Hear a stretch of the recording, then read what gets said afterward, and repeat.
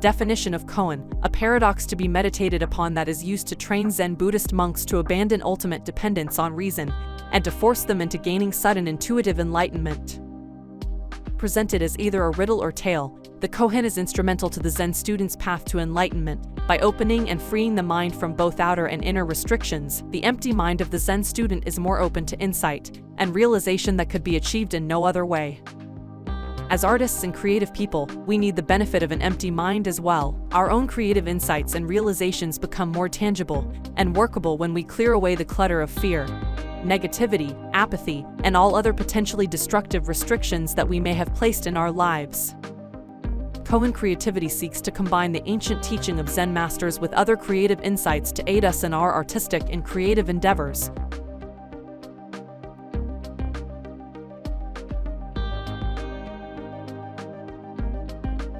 Nanin, a Japanese master during the Meiji era, received a university professor who came to inquire about Zen.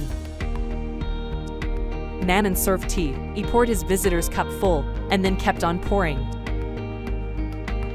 The professor watched the overflow until he no longer could restrain himself. "It is overfull, no more will go in." "Like this cup," Nanin said, "you are full of your own opinions and speculations. How can I show you Zen unless you first empty your cup?"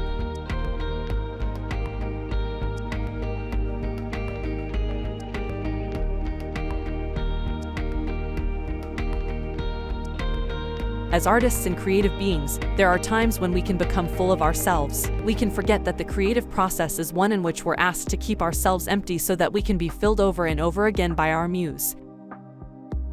We must allow ourselves to become perpetual students, not seeking mastery of certain skills for mastery's sake, but emptying ourselves to the possibility of lessons yet to be learned and projects waiting to be born.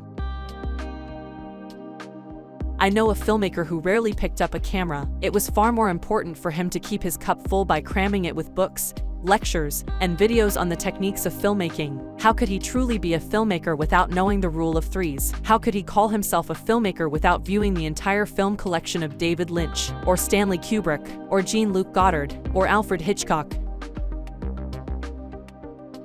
He was afraid to pick up a camera. He wanted to cram his mind with all sorts of filmmaking information and techniques to avoid picking up a camera.